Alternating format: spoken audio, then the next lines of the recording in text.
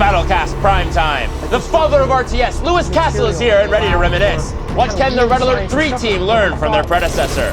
Plus, you've had Kane's Wrath for a month now, but was your match good enough to make the Battlecast 5? And finally, will Raj go down in flames and become nothing but a buzzer? Find out in the main event. I promise you haven't seen ownage like this before. We haven't even played yet. Battlecast Primetime starts now.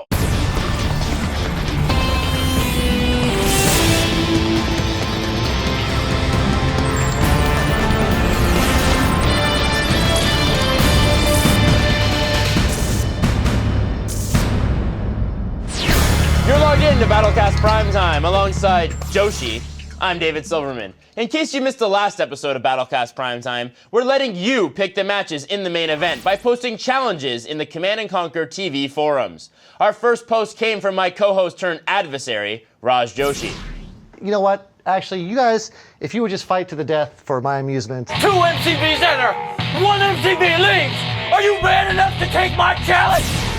David has finally accepted my challenge, and tonight we'll be throwing down on Black's big battle. Yes, soon I'll be taking down Silverman once and for all, and joining the ranks of the Karate Kid, Chuck Norris, and Rocky Balboa. Rocky Balboa? I don't think so. Eye the Tiger is my creed. And besides, Raj, you're missing one key ingredient to becoming an action hero, a training montage. Oh yes, that's right. While you were busy producing CNC, I was on a strict nod regiment, training to be the best that I can be. Let's check it out. Go. Come on.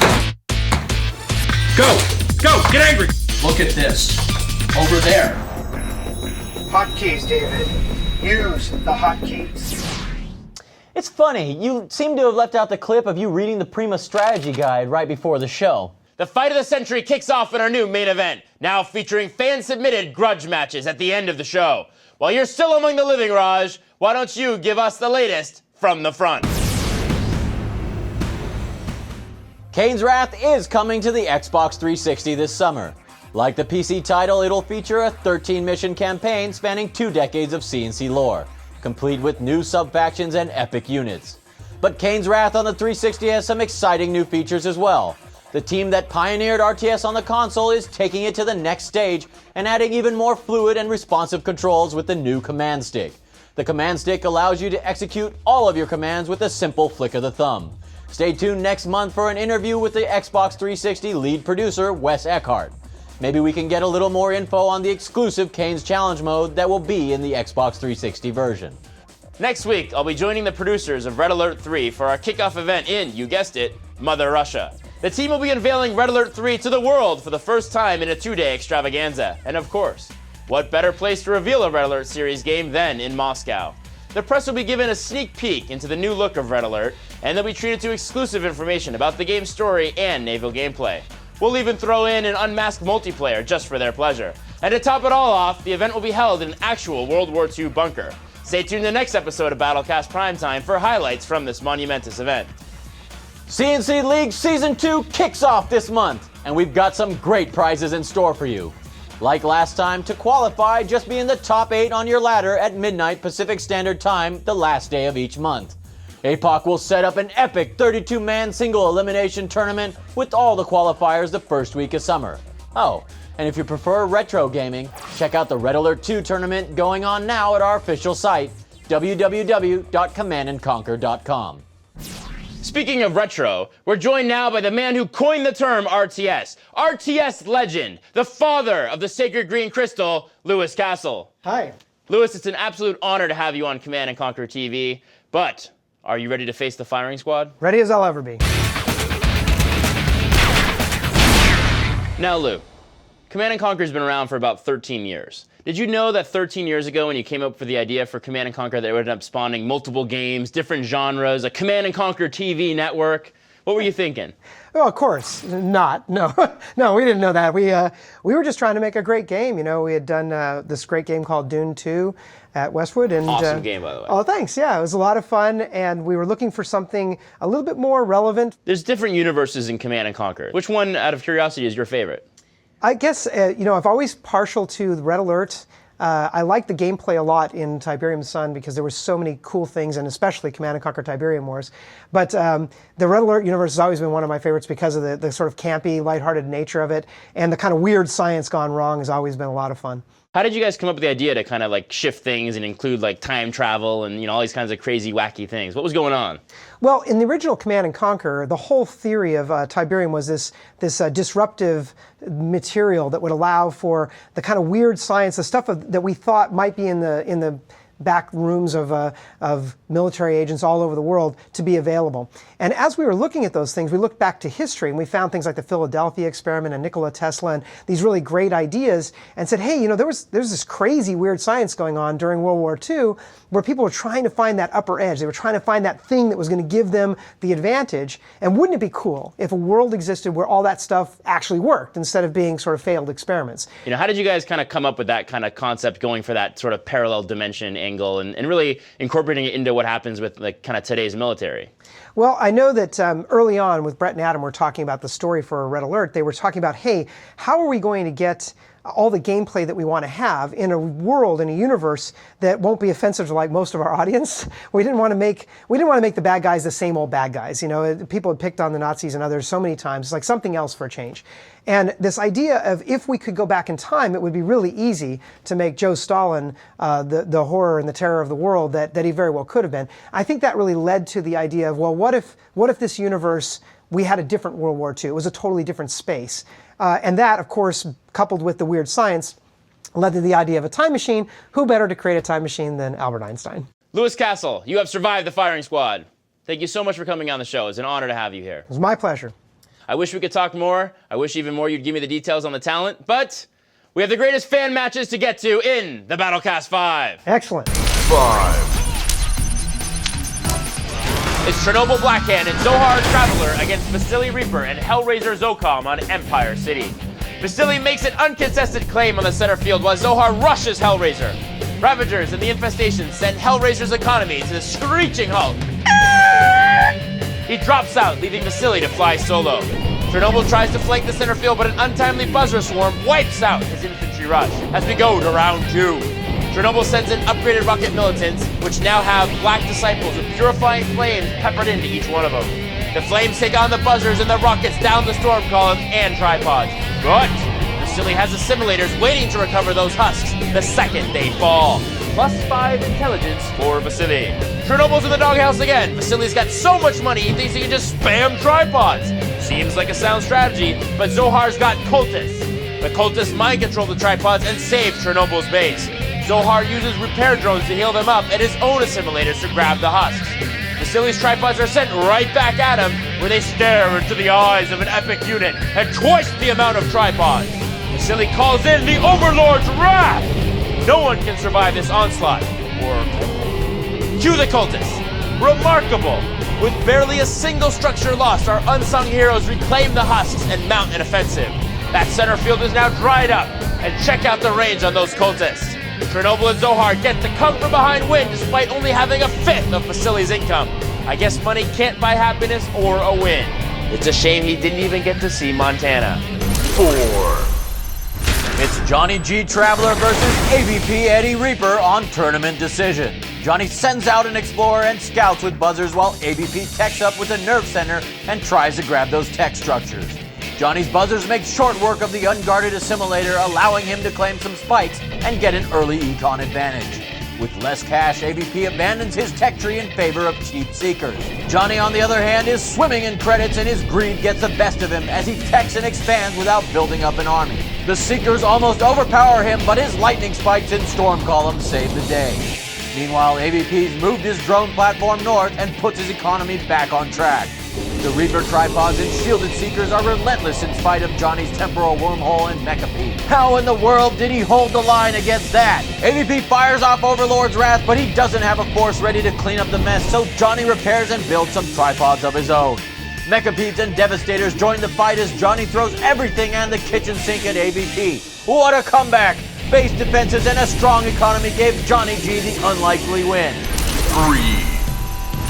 To the hard way, Black Hand takes on Avi Luna Steel Talons on Small Town, USA. 2 grabs his spikes and claims the center tower, but Luna takes a different approach.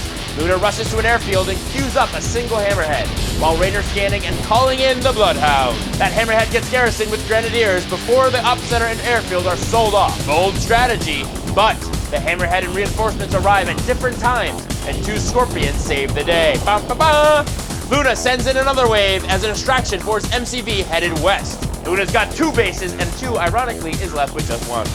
Conflict up north as Luna tries desperately to hold the line, but 2 breaks through! Why isn't Luna concerned that he's losing ground? Oh yeah, he's got a dozen rocket hammerheads charging into 2's undefended base. Well played, Luna! 2. Back to tournament decision, it's Lock-On Zocom against Mad Ripper Traveler. Lock-On expands and goes for the tip spikes while Mad Ripper cranks out buzzers.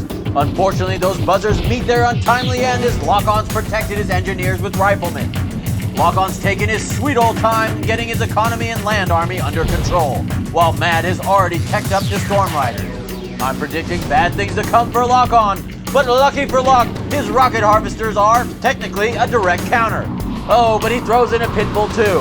How cliche. Mad continues to harass at the south field. Did that harvester just vet up? The infestation, some well-microed shock troopers, and a lightning spike still can't throw Lock off kilter. Mad's been outsmarted at every turn. It seems like Lock has stolen Mad's playbook, easily demonstrating the perfect counter every step of the way. Finally, 2 Mecha Peeps and an Overlord's Wrath take down Lock's defenses, while a temporal wormhole covers the assault. Mad's reveling in his victory as he goes for the jugular, but Lock-On's got hammerheads, garrisoned with rockets, holding down the fort. Mad's PACs create ion storms, but they fall to the hammerheads in no time. Fast forward and those hammerheads take out Devastators, shock troopers, harvesters, and Mecha Peeps. Lock knows when to hold them, when to fold them, and apparently when to flank. This sneaky team of hammerheads, rockets, and zone raiders give Lock the win, and a 4-to-1 kill ratio. Expertly played on both sides. 1. It's NJKK, March of Cain versus Mechwrath Blackhand on Tournament Tower. Both players claim their tip spikes and rush the tower, but Wrath gets there first. KK taking the Benjamin to an account, queues up some harvesters. Looks like Wrath is also thinking about KK's economy as a battalion of rocket bikes takes out those very same harvesters. Dope! Wrath sends in his flame-wielding Confessor Cabal, but come on, they're not invincible. I don't know what's killing them faster, the shredded turrets or the Tiberium exposure. Wrath's flame tanks pull up right as KK Spectres unstealth. What an explosion! It comes down to the wire, but Wrath's pushed out. Another surge, but this time, Wrath's met with an Avatar Obelisk and the apparently deadly Nod Harvester. Not too bad for a vehicle with no weapons at all.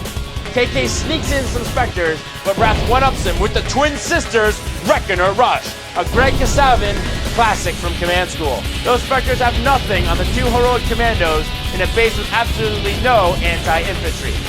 Tens of thousands of credits worth of avatars watch helplessly as this deadly duo claims victory for Mechwrath. And there's your 5 for this month. The 5, brought to you by Command & Conquer 3, Kane's Wrath. Fight through over 3 decades of CNC lore and unleash Kane's Wrath. In stores now on the PC and this summer on the Xbox 360. You know, I think I might pull a few of those plays out when I take you down in the main event, Silverman. Actually, scratch that. 5 attack bikes would probably take your base down. I don't think so.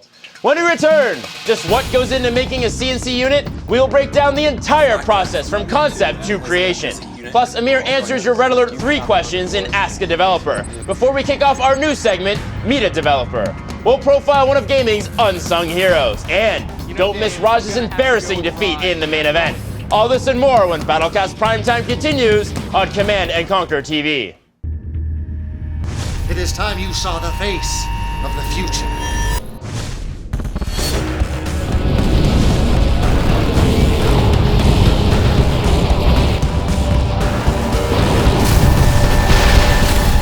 Peace through power.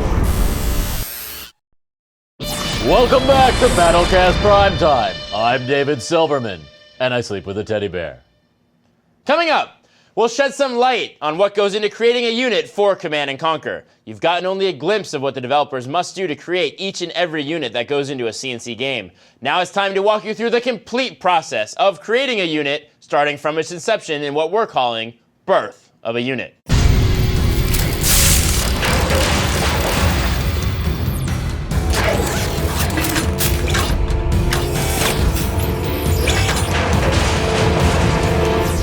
Thanks, David. Hi guys, my name is Amir. I am the producer on Red Alert 3. Today we're going to talk about one of my favorite units in the game. It's called the Bullfrog. It is a Soviet transport unit. It's got a flak gun because it's reminiscent of the flak track from RE2. It all starts with the design. So our first conversation today is going to be with someone that you guys know very well, our lead designer, one of our lead designers, Greg Black. Let's go see what Greg's up to. So we started the entire sort of units and structures creation process on Red Alert 3 by defining sort of unit roles and a combat chain. So I basically looked at what do people need units to do in their Command & Conquer game. And you can see these are basically all the unit roles that are defined, and the pink slips are basically like secondary abilities, modifications we made. So we just sort of all got in. We knew we wanted this transport, we knew it had to be anti-air, and we just sat down and started throwing ideas around until we found stuff that really excited us, like the man cannon. And we've actually got the concept art right on this massive wall, so why don't we go and take a look at that. Thanks, Greg. Yeah, no problem. So here's the actual Bullfrog as originally envisioned. Now the very interesting thing about this unit is that originally we brought back the flak track from Red Alert 2 as a unit in RE3, and then we also added this unit, the Bullfrog. But halfway through our design, we realized that we really didn't have the need for both units because their roles were largely redundant. So what we did was we merged them. And now, even though it's not reflected in the concept art for the Bullfrog in-game is now an amphibious unit. So now let's go talk to one of the artists who actually modeled and textured this unit and put it in-game. Hey, Sean O'Hara. How's it going? What's going on? Basically what the model will start with is they'll take the concept art and make silhouettes, put them on planes, and then they will take a box basically and extrude out the box, the different sides of the box to recreate the silhouette. Once we get done with the transition animations, we'll take those, put them in the game, and then engineering will hook them up so they work in the game. Oh, hello. How are you, sir? Good, and you? Good to see you. So we get our initial art hookups, and an accompanying design doc. And in that design doc, there's the basic settings for the unit. I can give you a quick example of one. Here is the Bullfrog information, and we're just setting up the basic armor set. Once we have all this code in place, we send it back to design for balancing. Hey, one more time. How's it going? Again. Yes. Bullfrog, of course, has a very specific role, which is the anti-air unit. So it's, sort of a hard counter to air units, a soft counter to anti-ground air units, and we just balance it appropriately and make sure that the cost is, just in that right spot so that they're still useful and they do enough damage, but yet they're still vulnerable. It's, it's all very complicated. Chicken bones, tea leaves. There's just this whole process that we go through. It mostly involves voodoo. All right, so there you go. That's what it takes to create a unit from start to finish. In Red Alert 3, we've got 70 of these units that have gone through a very similar process. This one happens to be my favorite, and I know it's the favorite of a lot of people on team. I hope that when you guys finally get your hands on it, you'll find the appeal and the charm of it as well. So that's where units come from. I was always told they were brought in by storks. Well, joining us now by way of stork is Aaron Apoc Kaufman, freshly delivered to his corner to bring you all the news by the fans, for the fans.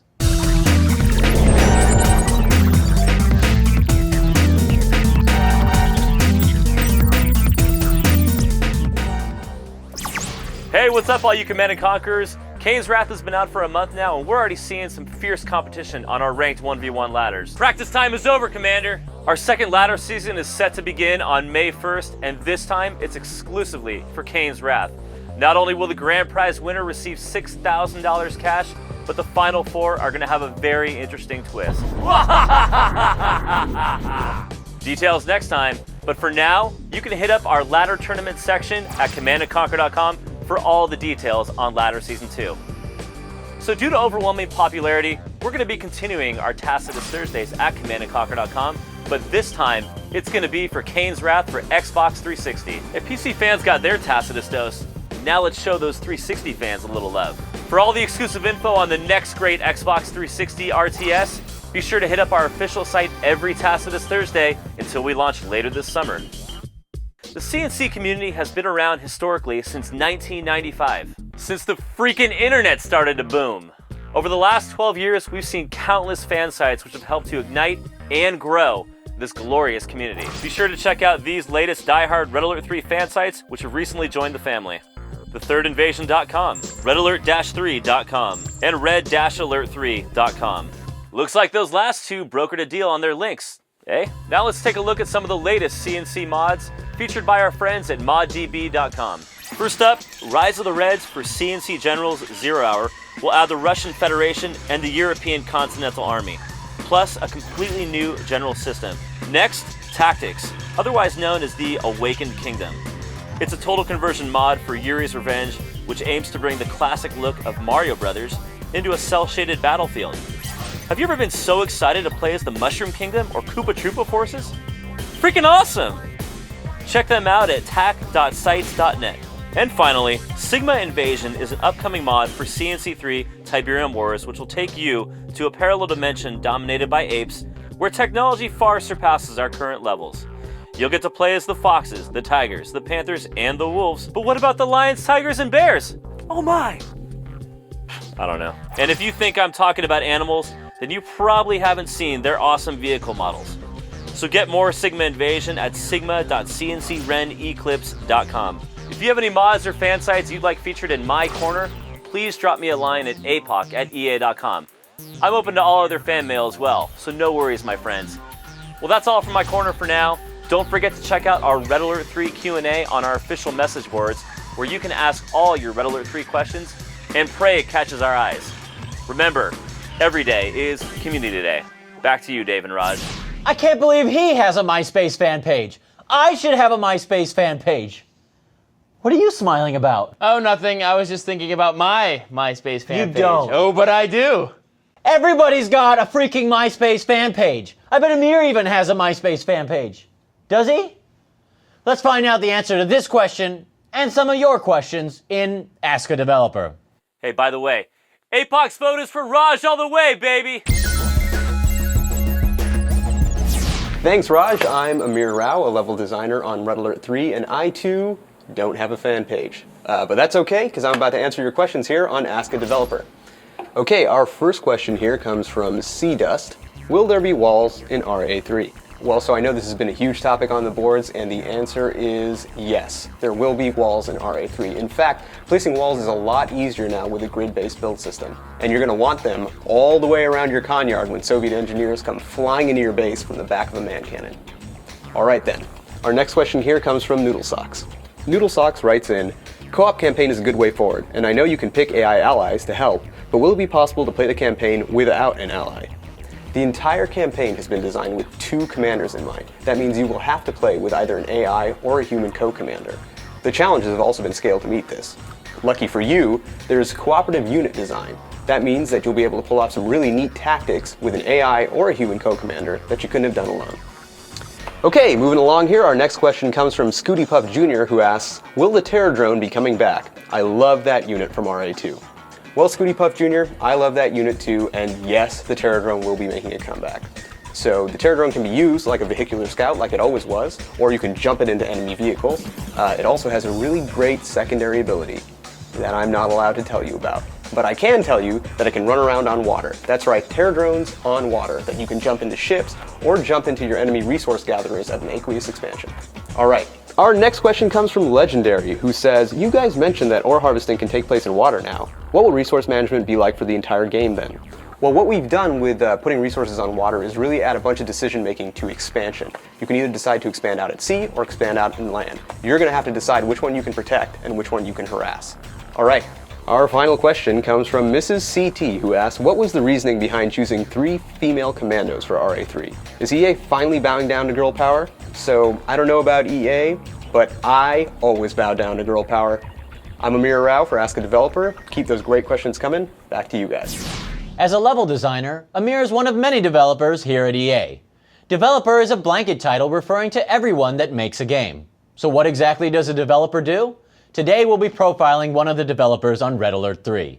it's time to take you into the wilds and observe the undomesticated lifestyle of a game maker in Meet a Developer. And be sure to stay quiet. We don't want to scare him off.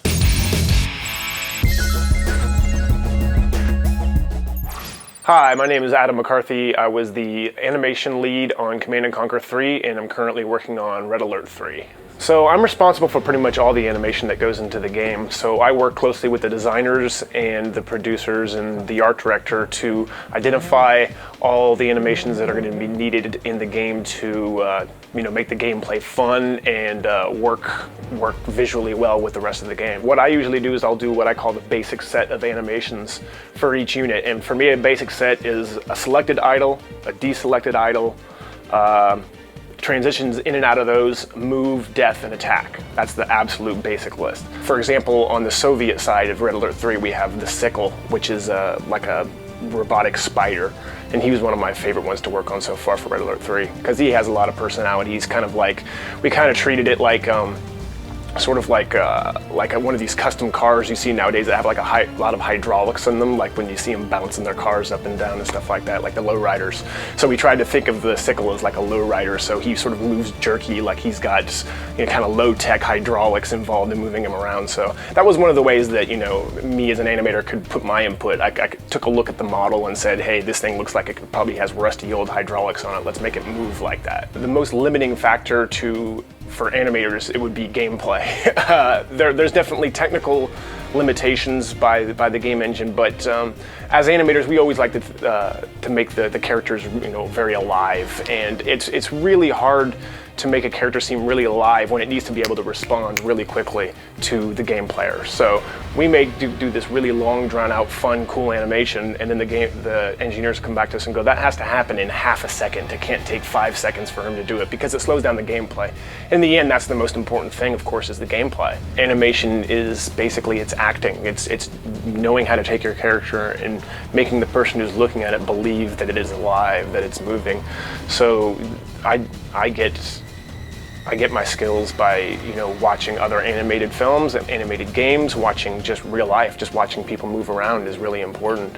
As far as the technical side, what program you want to use doesn't really matter.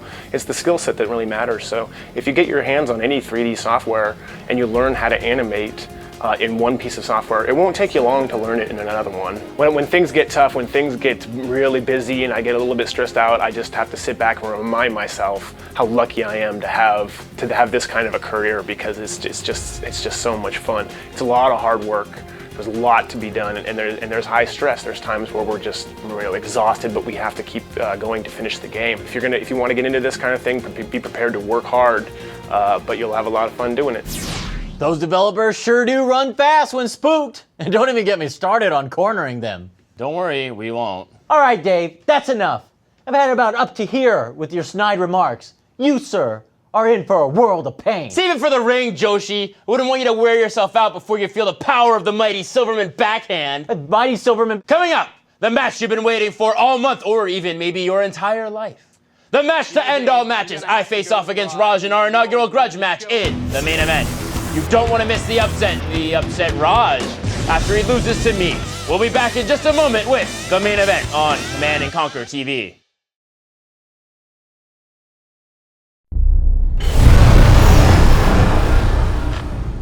Temple Prime lost. Cain dead. How can this be? The great deceiver has been defeated! Our enemies believe we have been defeated, and that I am no longer among the living. They are gravely mistaken.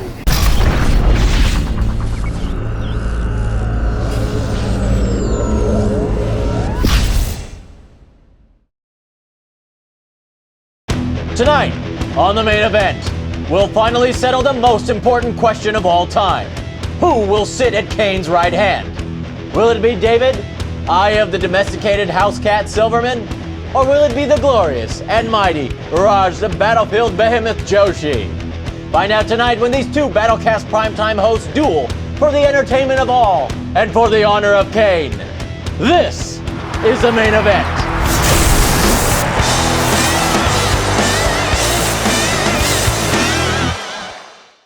Last month we showed you the conclusion to Kane's challenge, and what a conclusion it was! Sean Relativity Teeter pulled off a spectacular win against Dackle, using an onslaught of infantry to level everything in its path.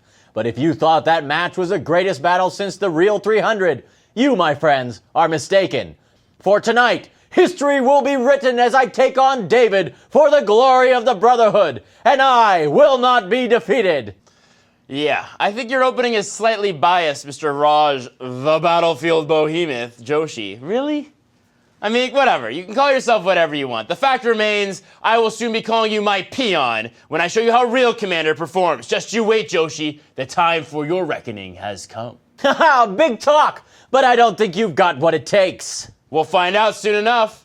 And remember, after tonight's epic face-off, you at home will get to pick who will meet up in the main event. You can challenge anyone to a match or even suggest matches for other players. Everyone is fair game. Forum posters, ladder leaders, Command & Conquer devs, or even us on CNC TV. The forum is up and ready for you to issue your challenges. Tell the community who you want to see square off and why. If you feel strongly about a matchup, record a challenge and upload it to YouTube, just like I did. Then post the link on the CNC TV forums. Hey, and even if you don't have a challenge to issue, rally around those posted by others and let your voice be heard. Will one of these posts be featured next month? Or will a new challenge be issued before then? Keep checking the forums and be sure to post your opinions. We pick the competitors the first week of every month. But back to the matter at hand. Raj, are you ready to be beaten back into the Stone Age? Oh, I'm ready. Ready to show off my mad skills and make you cry like a baby. Right. Well, let's wait no longer. It's time to take a look at our players in Through the Eyes. Can we really call Raj a player? Raj Joshi was born and raised in San Jose, California, despite his name being Rajiv Joshi. He first started working for EA Los Angeles back in 2002, abandoning his dream of one day becoming a celebrity dog walker. When not producing, he's scaring small children or staring aimlessly at walls, and also plays in a local garage band.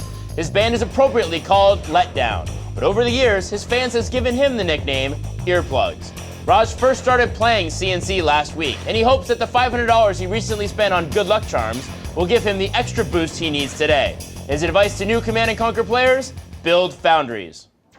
David Silverman was born in 1980 in Wilkes-Barre, Pennsylvania. Since the age of 2, David has been playing video games, yet his skills haven't improved. Over the years, David has become a sort of gaming encyclopedia, something I'm sure makes him quite big with the ladies. David enjoys dressing up in a clown costume, making balloon animals on the 3rd Street Promenade for quarters and pina coladas, but strangely not getting caught in the rain. David's career at EA began in 2003 and will end tonight when I utterly humiliate him on Battlecast Primetime, his own creation. Why you No, David, let's save it for the battlefield, yes? Let's be civil and introduce our friends Greg Black and Jason Bender. Fine. Greg, Jason. Thanks for the great intro, David. Yeah, you might want to be a little nicer to us. Hey guys, welcome back to the main event. It was so nice to have you join us again. I hope you're both doing swimmingly. All right, Dave, that's better. Yeah, I'm looking forward to this match. Yeah, me too. You know, Greg, I picked the map we're playing on in my official challenge, Black's Big Battle. Say, isn't that your last name, Black? Who knew? Hey, tell us a little about CNC3's best map in your Battleground Reconnaissance.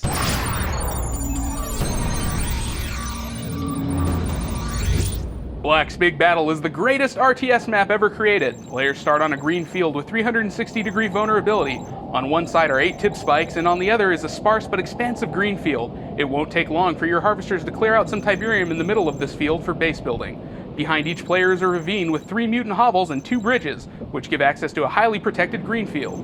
It's great for last stands or protecting tech structures. Midfield are dozens of garrisonable buildings separated by a dried-up canal. There are 4 capturable turrets along the canal, and at either end is a small, semi-protected green field. The map is symmetrical, so each player has 5 possible expansions: spikes, sparse fields, behind the ravine, or either corner. But that means that the enemy can attack from 5 different routes. To do well on this map, you'll need a flexible plan of attack, and scouting is critical to help you adapt on the fly.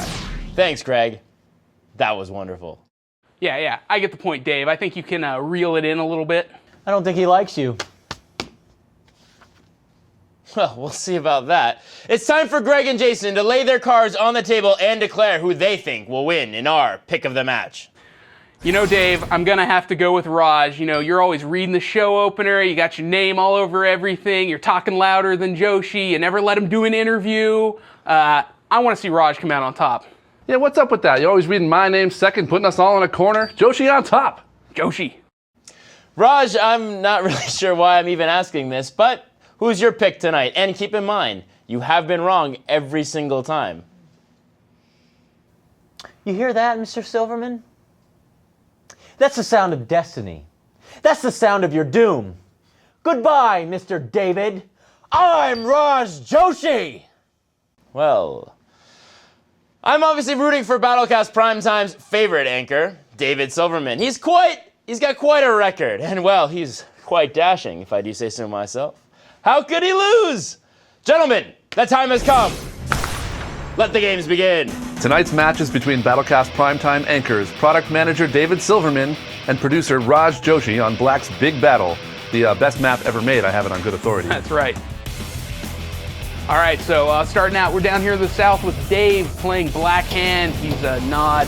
He's going straight for that early barracks and then packing up his Kanyard. See, I guess he fancies himself a serious player. I mean, he's doing something that only like pros do.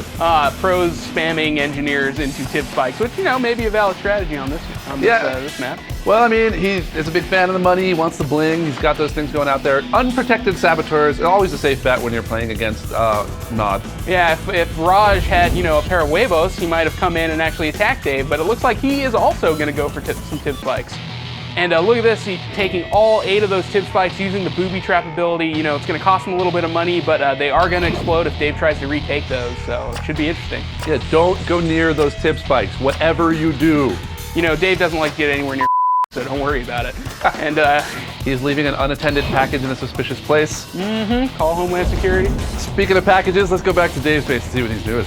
All right, so we're down here in the bottom left-hand corner. Dave has decided to build tip silos. Silos are always needed, apparently, even though he hasn't built anything else. Pro tip, if you build units, you won't need the silos. Yeah, that's true. The silos are there to let noobs know that they need to spend money. So, Dave, spend some money.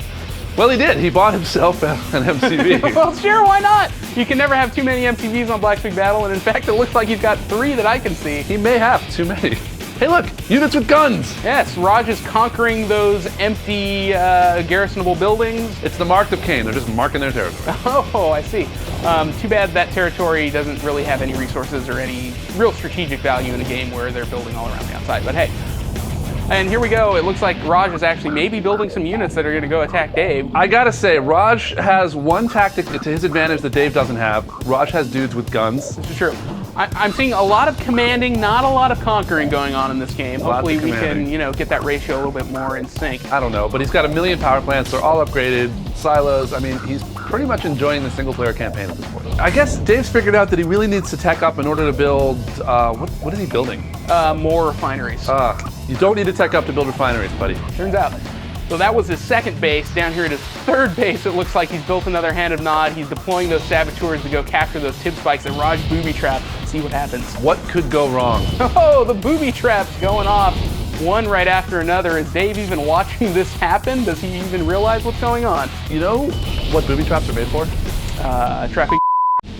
Bingo. Nice. And Raj had booby trapped those earlier, and I don't know, is this a good idea? Did Raj not just kill his entire economy? Well, it's expensive for Dave, but he should have noticed the unattended packages sitting at the bottom of those tip spikes. On the other hand, Raj was depending on these. Dave has one thing going on, which is a strong economy. It's a strong economy building nothing but saboteurs, but Raj is screwed because those tip spikes were all he had, except for a whole bunch of APCs with dudes with guns. Let's see. Raj. So here's the problem, folks. You don't roll into somebody's base and deploy all your one-shot units. Oh, and Raj, you gotta scout before you deploy those things. You can't undeploy them, and they're just stuck there now around that one single power plant. That power plant is shaking in its boots. Yeah, scouting, very important, Raj. Well, the guys are jumping out. Looks like they're gonna attack. Let's just assume that power plant gets blown up. If Raj can't take out that power plant, he's got bigger problems. I think he can. But it doesn't matter because there's a refinery and another Kanyard, and Silvermanville now has spawned Silvermanburg. Yes, and look at this, Dave, setting up a base behind Raj's main base, setting up for the penetration through the back door. Classic Silverman strategy. Raj better watch out. And look at this, Dave still playing that single player game. We've got some, oh wait. Look at that base, it's perfect. All those barracks are lined up. They're almost as pretty as David himself. Oh, and speaking of pretty, look at this purple flame just annihilating Raj's garrison.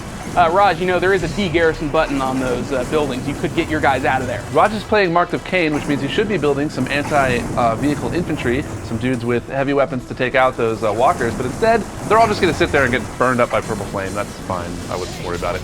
Well, where we are right now is Dave has decided that attacking is kind of exhausting, so he's going to go back to building stuff. But now that he's teched up, he's realized he can build Temple of Nod. So he does that, and he puts a decoy one down for good measure, which should be confusing to Raj, who doesn't have any scouts. And look at this, maybe Raj is getting ready to scout as his epic unit gets the disruption pod and goes stealth. He's going solo, one-man army, you can do it! And Raj has got to be crapping his pantaloons right now. Look at how many units Dave has back there doing nothing. I think they spotted him. Look at this, it's like David and Raj themselves are fighting on a bridge, mano a mano, giant robot form. This is some epic unit, epic battling, and look at that, the rage generator power fires off, Dave's entire army starts wiping themselves out. Oh, and man. Both epic units fall through the bridge, destroying them both completely. That was like a noob apocalypse. Yeah, that was amazing. That was like the biggest sissy slap fight in history, and just explosions everywhere. Nobody really knows what's going on. I think he's actually microing them right now. No. This is the unit level AI. It micros far better than Dave ever could. Good point. I want to sum up what just happened there. So Raj comes in with one epic unit, and he's fighting an epic unit and about $1 gazillion worth of other stuff, and they come out even. Yeah. Everything's dead. I'm telling you, Raj Joshi's gonna win this bad boy. Well, if he keeps playing with a 1,000-to-1 kill ratio, it's not gonna be a problem. Yeah, it's an important tactic. You drag select, you click A, and then you click into the enemy's base, and good things will happen.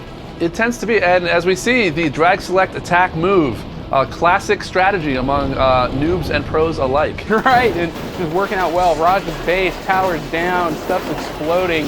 Dave's got all sorts of crazy crap. I really didn't think he had it in him. No, this is a surprisingly good show of force for Dave Silverman. I think something's going on here. Poor Raj Joshi down to a single MCV just running away into the middle of that field. What's he gonna do? He's got nukes. He's gonna get nuked. He's gonna get hit by a catalyst missile. He's gonna get attacked by bikes with Tiberium missiles, and then he's gonna get hit with a Tiberium vapor bomb. Yeah, I mean at this point, why not? They ought to just nuke him again. Oh, and actually look at this. Dave Silverman destroying his own units with that vapor bomb. That's gotta hurt. And why isn't Raj out of this game yet? What's keeping him in here? I think it's just that Dave hasn't found him yet. Here we are. Raj has the mutant Mujahideen back in the valley here, just waiting to fight that last epic battle. It's gonna be a valiant last stand in the valley. And again, Raj showing his skill as a commander. His units are simply sitting there waiting to die, and death will come swiftly at the hands of attacking noobs. Very sad. It looks like, Dave has an overwhelming force now because he has like 5,000 MCVs and, 1 million refineries. He's got nothing but money, so he's gonna throw it at him. Here comes the commando, takes out that last mutant hovel. Everybody has a heart attack and dies. That's game for Dave Silverman. Wow, I didn't really think he had it in him. I think those mutants died of surprise. Yeah, quite possibly. I would have told my guys to attack that commando, but it's just me. I think Raj should probably stick to building foundries. I am the champion. I am the champion. No time for Raj, 'cause I'm Kane's right-hand man. Ha ha! Yeah. And just to rub it in a little bit more, because I can, Raj, why don't you introduce the next segment? Greg and Jason, who gets a coveted play of the match? So throughout the course of this game, we saw Raj Joshi booby-trap the tib spikes, attack first, build up an epic unit redeemer, use the rage generator to wipe out an entire army of like 80,000 credits. But despite all of this, the play of the game has got to go to Dave Silverman. I mean, he had more money than God, he built a ton of stuff, he hit Q, selected them all, clicked A, and just marched into the back door of Raj's base, wiping everything out. Truly, the attack move, hallmark of a great strategic thinker. Sorry for doubting you, man. Yeah, nice work. Thank you. And of course, thanks to you two, Greg Black and Jason Bender, for being on the show. Great guys, those two, huh? Wait a second. You cheated. He cheated. Well, that's all the time we have for today on Battlecast Primetime and the main event. Be sure to send your comments to bcpt@ea.com. And don't forget to Battlecast your next match for a shot to be featured here on Battlecast Primetime. For Raj, Get Over It, Joshi, I'm David Silverman, and we'll see you on the battlefield.